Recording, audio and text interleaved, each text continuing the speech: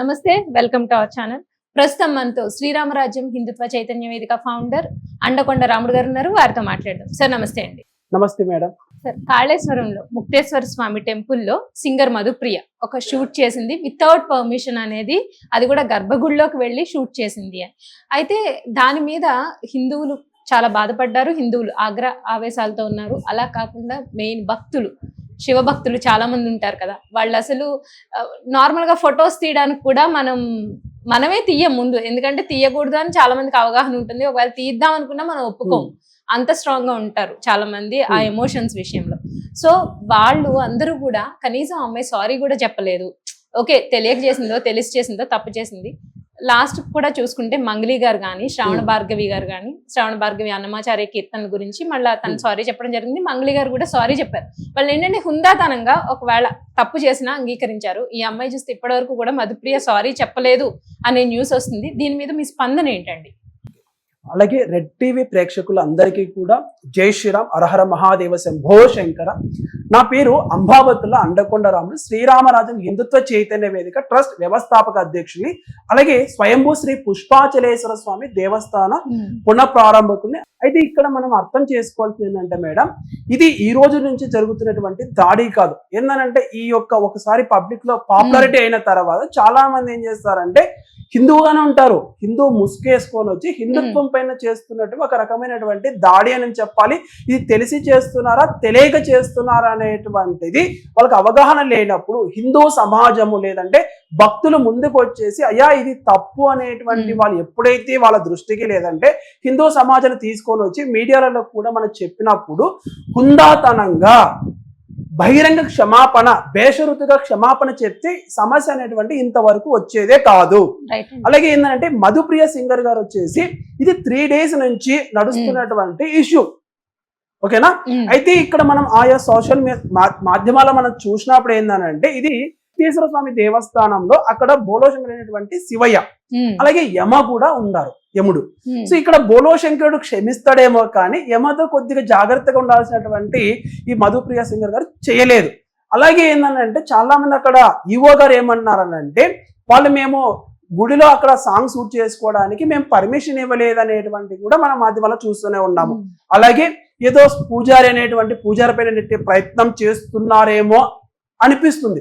కానీ ఇక్కడ మధుప్రియ గారు కనుక చూసినట్టయితే అయ్యా శివయ్య దగ్గర అయినప్పుడు ఒక దేవస్థానంలో ఆగమం అనేటువంటి ఒక ఆగమ సంబంధమైనటువంటి ప్రతిష్ఠ జరిగినప్పుడు మనం చాలా జాగ్రత్తగా ఉండాలి. గర్భగుడిలో అనేటువంటి ఎవరు పడితే వాళ్ళు వచ్చేదానికి ఉండదు, అది ఆస్కారం ఉండదు. దేవస్థానానికి రావచ్చు, స్వామి దర్శనానికి రావచ్చు, కానీ ఆ యొక్క గర్భగుడిలోకి అనేటువంటి అర్హత ఉంటుంది అనే విషయాన్ని మనం ప్రతి ఒక్క హిందూ కూడా తెలిసే ఉంటుంది. కానీ ఇది ఏదైతే మేము పాపులారిటీ కదా, మేము ప్రజలు మమ్మల్ని అందరూ రికగ్నైజ్ చేస్తున్నారు, మాకు అందరూ తెలుసు అనేటువంటి అహంకార ధోరణికి వెళ్ళామనుకోండి, ఇలాంటి దుష్పరిణామాలు వస్తాయి. మీరు శివయ్య కోసం పాటలు పాడారు, మేము కూడా చూసాము, ఆనందించాము, చప్పట్లు కూడా కొట్టాము, రోజు ఉదయం పూట పాటలు కూడా వింటాము. కానీ ఇలా జరిగినప్పుడు మీరు బేషరతుగా మేమంతా ఎక్స్పెక్ట్ చేసేది అయ్యో నేను తెలిసి తెలియక జరిగినటువంటి పొరపాటుకి ఈ రోజు నేను క్షమాపణ చెప్తున్నాను అనేటువంటి ఒక మాట చెప్తే ఈ సమస్య వచ్చేదే కాదు. ఇలాంటిది మధుప్రియ గారు ఒకరే కదండి, సింగర్ మంగళి గారు కూడా ఇలానే చేశారు కదా. బోనాల పండగప్పుడు కూడా మోతిబారి అనేటువంటి ఒక పదం విషయంలో కూడా ఇలా అబ్జెక్షన్ చెప్పినప్పుడు హిందూ సమాజం, నేనే శ్రీరామరాజ్యంతో నేను అబ్జెక్షన్ చెప్పినప్పుడు తన యొక్క మంగళి గారు ఏం చేశారని అప్పటికే 4.0 మిలియన్ వ్యూస్ వెళ్ళాయి. అయినా కూడా ఆ సాంగ్ అంతా తీసేసి మోతిబార్ అనేటువంటి పదం తీసి మళ్ళీ రీఅప్లోడ్ చేశారు. అలాగే క్షమాపణ కూడా చెప్పారు. అలాగే ఈమె శ్రావణ భార్గవ గారు కూడా కొద్దిగా పెంకుతనంగా ఉండేసి లాస్ట్ లో అన్నమాచార్యులు అనేటువంటి వారు హరినారాయణాచార్య గారితో మేము వాళ్ళకి ఫోన్ చేసి మాట్లాడినప్పుడు కూడా తను తీయలేదు. ఎప్పుడైతే ఎఫ్ఐఆర్ బుక్ అయిందో అప్పుడు తను వచ్చేసి ఈ శ్రావణ భార్గవ్ ఏం చేశారు, ఆ యొక్క మ్యూజిక్ ఏదైతే అన్నమాచార్య కీర్తన అనేటువంటి ఒకరి అనేటువంటి తీసేశారు అనమాట. ఆ స్టెప్స్ అలానే పెట్టారు. ఇంకేం చేస్తాం, మనం ఏం చేయలేం కదా. సో అది లీగల్ గా నడుస్తూనే ఉంటుంది, అది వాళ్ళు చూసుకుంటారు. అలాగే ఇక్కడ ఇంకొక విషయం కనుక మనం చూస్తే ఈ వై యుగేందర్ కూడా ఈ విషయంలో ఏంటంటే ఇప్పుడు కదా ఇంకొకటి అనేటువంటి ఒక మూవీ వచ్చినప్పుడు ఇది 2-3 years నుంచి జరిగినటువంటి స్టోరీ అనమాట. అప్పుడు ఆదిశంకరాచార్య అయినటువంటి భజగోవింద మూఢమతి అనేటువంటి భక్తి సాంగ్ లో కూడా అప్పుడు ఈ విధమైనటువంటి ఒక పబ్ కల్చర్ లో కూడా ఈ సాంగ్, ఈ భక్తి కీర్తన అక్కడ తీసుకెళ్లి అటాచ్ చేయడం, దానిపైన మేము పెద్ద ఎత్తున కూడా మేము ధర్నా చేసేసి అప్పుడు కంప్లైంట్ ఇస్తే తెలుగు ఫిలిం ఇండస్ట్రీ ఒక బోర్డు జూబ్లీహిల్స్ లో ఉంది, అక్కడికి వెళ్ళేసి వాళ్ళకు కూడా మేము ఫిలిం ఛాంబర్ కంప్లైంట్ ఇచ్చినప్పుడు అతను ఈవినింగ్ వచ్చేసి క్షమాపణ చెప్పాడు. ఎందుకు అప్పుడు జరగాల్సినటువంటి హిందూ సమాజం జరిగినటువంటి నష్టాన్ని ఎవరు కూరుస్తారు అనేటువంటిది ఇక్కడ ప్రశ్నార్థంగా మిగులుతుంది. ఏదైతే ఇది ఒక స్టంట్ లెక్క ఉపయోగిస్తున్నారు, హిందువుల యొక్క మనోభావాల పైన ఆడుకుంటున్నారు, ఇది ఒక రకమైనటువంటి ప్లే చేస్తున్నారు. వీళ్ళొక మొబైల్ గుచ్చినాం అనుకోండి, వీళ్ళకి నొప్పి తీస్తుందా లేదా అనేటువంటి చెక్ చేస్తున్నారు అనమాట. ఇది ఎప్పుడైనా ఒక రోజు పెను ప్రమాదానికి దారి చేస్తుంది. ఇది ఎవరైతే మనం సమాజానికి దిశానిర్దేశం తీసేటువంటి ఒక పెద్ద స్థాయిలో ఉంచినప్పుడు సమాజము మనము కూడా వాళ్ళ యొక్క మనోభావాలను దృష్టిలో పెట్టుకొని జాగ్రత్తగా మసులుకోవాలన్నటువంటి సమయం ఆసనమైంది. ఎందుకనంటే మేము గతంలో మేము వెళ్తాము, ఏమైనా చేస్తాము, చెల్లుతామని అంటే ఇప్పుడు హిందూ సమాజం లేదు, హిందూ సమాజం కూడా చైతన్యమైంది. అలాగే హిందూ సంఘాలు కూడా చాలా యాక్టివ్ గా పనిచేస్తున్నాయి ఈ విషయంలో. మటుకు ప్రతి ఒక్కరండి, నిన్నగా మన శ్రీముఖి గారు కూడా అంతే కదా, తను కూడా క్షమాపణ చెప్పింది. సో క్షమాపణ చెప్పిన తర్వాత నెక్స్ట్ టైం నుంచి వాళ్ళకు కొద్దిగా జాగ్రత్తగా ఉంటారు. ఎందుకంటే ప్రతి ఒక్కరు కూడా హిందువులు అంటే అలుసు, వీళ్ళు ఎవరు లేదులే, నిద్రావస్థలో ఉంటారు, ఇదంతా సెక్యులర్ భావజాలంలో ఉంటారు అనేటువంటి ధోరణిలోకి వెళ్ళినప్పుడు ఈ సమాచారాలు అనేటువంటి వస్తుంటాయి. ఇప్పుడు హిందూ సమాజం కూడా చాలా మేలుకునేది. అలాగే దేవాదాయ ధర్మాదాయ శాఖ మేము అడుగుతున్న ఒకటే ప్రశ్న, ఈరోజు ఎవరైతే పబ్లిక్ ఫిగర్స్ ఎవరైతే ఉన్నారో లేదంటే లీడర్స్ అనేటువంటి వాళ్ళకి మీరు పెద్ద పీట వేసేసి వాళ్ళకి డైరెక్ట్ గా గర్భగుడికి తీసుకెళ్ళడం కానీ, ఇదో మధుప్రియ గారి సింపుల్ ఎగ్జాంపుల్, ఇది మీ దేవస్థానం మీ ఆధీనం ఉంది కదా, దేవాదాయ ధర్మాదాయ తెలంగాణ రాష్ట్రంలో ఉన్నటువంటి దేవాదాయ ధర్మాదాయ శాఖలో ఉన్నప్పుడు ఈవో గారు ఏం చేస్తున్నారు అనేటువంటి ఎస్కేప్ అవుతున్నారండి. ఇదంతా కూడా ఇది మేము ఎప్పుడు చెప్పేది ఏంటంటే, మీకు చాలా మంది భద్రాచలం వెళ్ళారు అనుకోండి, పెద్ద పెద్ద దేవస్థానానికి వెళ్ళినప్పుడు ఈవెన్ మన సెల్ ఫోన్ తీసుకెళ్ళడానికి కూడా అనుమతి ఇవ్వరు. ఎప్పుడైతే అక్కడ కౌంటర్ పెడతారో అక్కడ వాళ్ళు కెమెరా వాళ్ళు ఉంటారు, వాళ్ళే తీసుకొని ఇవన్నీ చేస్తున్నప్పుడు ఇక్కడ మధుప్రియ గారికి ఎందుకు చెప్పలేదండి?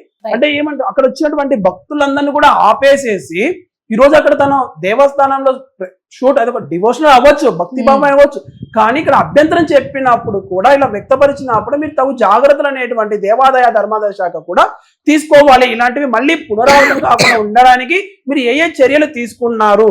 ఈవెన్ అక్కడ బోర్డు అనేది పెట్టినాడు. చాలా మంది ఏంటంటే ఇప్పుడు మనం అబ్జెక్షన్ చెప్పామనుకోండి, మేము నోటీస్ బోర్డు పెట్టామంటే హెచ్చరిక బోర్డు, గమనిక బోర్డు అని పెట్టాం కదా, వాళ్ళు చూసుకోకుండా ఆ విధంగా అయినప్పుడు దీనికి ఎవరు రెస్పాన్సిబిలిటీ, బాధ్యత ఉన్నదా? కేవలం గుడి మీద వచ్చేటువంటి ఆదాయం పైన పెట్టేటువంటి శ్రద్ధ, భక్తుల మనోభావాల పైన మీరు శ్రద్ధ ఎప్పుడు పెడతారు, ఏ రోజు పెడతారు అనేటువంటిదే మేము సూటిగా ప్రశ్న అడుగుతున్నామండి.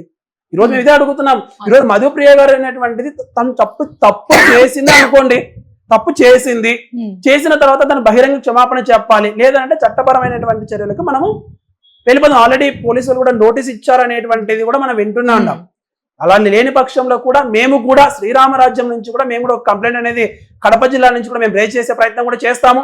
ఎందుకంటే ఇంకొకరు ఎవరే కానీ వచ్చేసి ఈ విధమైనటువంటి దుష్కార్య చర్యలకి పాల్పోకుండా ఉంటారనేది మేము ఆశాభావం వ్యక్తపరుస్తూ, అలాగే ఎవరైనా సరే అంటే మేము మీడియాలో కానీ లేదంటే మేము యాక్టర్స్, మేము పొలిటీషియన్స్ ఎవరైనా సరే బహు జాగ్రత్తలు వహించేసి హిందూ సమాజానికి మనం గౌరవిద్దాం. అలాగే స్వామివారి పైన భక్తి భావం ఉన్న మేము పాటలు పాడామంటే ఎంతో మంది చైతన్యవంతులు చేశారు. అయితే సోవార్ ఈరోజు ఏమైంది? నీ భక్తి ఏమైంది? ఈరోజు ఏమైంది? ఈరోజు నువ్వు వెళ్ళేసి ఆ భక్తి అనేటువంటిది నీకు తలగా ఎక్కినప్పుడు, తలకి నెత్తికి ఎక్కిపోయింది కదా, ఎక్కిపోయి ఈరోజు నువ్వు ఏమైపోయినావు?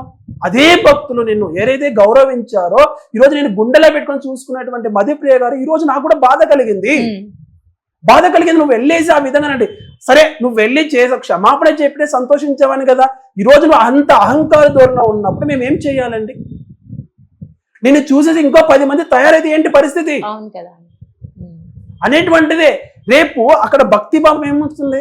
అరే ఎవరైనా వచ్చి మేము కూడా సాంగ్ చేస్తాం, మధుప్రియ గారు ఇచ్చాం, మాకు కూడా ఇవ్వని అంటారు. అప్పుడు ఎవరేం చేస్తారు? సో వీటన్నిటినీ మళ్ళీ పునరావృతం కాకోకుండా ఒక పటిష్టమైనటువంటి చర్య తీసుకోవాలనేటువంటిది దేవాదాయ ధర్మాదాయ శాఖను మేము కోరుకుంటున్నాము. అలాగే అర్చక స్వాములకు కూడా అయ్యా బహు జాగ్రత్తగా ఉండండి. మనము కామన్ మ్యాన్ ఎవరైతే సర్వసాధారణమైనటువంటి భక్తుల్ని మనం ఎంత ప్రేమగా చూస్తామో, ఎలాగే విఐపిని వచ్చినప్పుడు కూడా అదే ఈక్వల్ సమాన భావంతో మనం చూడాలి. విఐపి వచ్చారు కదనేసి మనం శతగోపురం పెట్టడము, లేదంటే స్వామివారి వస్త్రాలు ఇవ్వడం అనేటువంటి కాకోకుండా ఈవెన్ సామాన్య భక్తులు వచ్చినప్పుడు కూడా అదే భక్తి భావంతో అలాగే గౌరవంతో మనం ఉండాలి. అలా చేయనప్పుడే మత మార్పులు అనేటువంటివి జరుగుతాయి. మాకు గుడిలో తగినటువంటి గౌరవం రావట్లేదు అనేటువంటి ఆ ఎవరైతే ఆఖరి స్టేజ్ లో ఉంటారో వాళ్ళు అనుకునేటువంటి ప్రమాదం ఉంది. గతంలో కూడా చినజారి స్వామి వారు కూడా ఇదే ఐందవ శంకరంలో చెప్పారు, వివిఐపి కల్చర్ అనేటువంటిది మనం ఫుల్ స్టాప్ పెట్టాలి, లేదనంటే మత మార్పులకి ఇది ఒక దారి తీస్తుంది అనేటువంటి మాట కూడా చెప్పారు ఆచార్యులు. కనుక మనం అందరం కూడా పాటిద్దామయ్యా. సో ప్రతి ఒక్కరు కూడా అర్చకులు కానీ ఎవరైనా సరే అక్కడ దేవస్థానం చేస్తున్న ప్రతి ఒక్కరు కూడా మనం శ్రద్ధతో ఉందాము. ఇలాంటి వాటికి మళ్ళీ పునరావృతం కాకుండా ఉండాలని చూసుకుంటూ, అలాగే ఆశాభావం వ్యక్తపరుస్తూ, అలాగే మధుప్రియ సింగర్ మధుప్రియ గారు కూడా బహిరంగ క్షమాపణ చెప్తారని కూడా నేను ఆశాభావం వ్యక్తపరుస్తున్నాను. ఎందుకనంటే తెలియక జరిగినటువంటి తప్పుగా మేము భావించేసి కూడా మేము మరొక అవకాశం ఇస్తున్నాం. 1-2 రోజులు చూస్తాము, తర్వాత ఈ వీడియో చూసినా రిలీజ్ చేసినా కూడా మధుప్రియ గారు కూడా క్షమాపణ చెప్తారని నేను ఆశాభావం వ్యక్తపరుస్తూ అందరికీ కూడా హర హర మహాదేవ శంభో శంకర.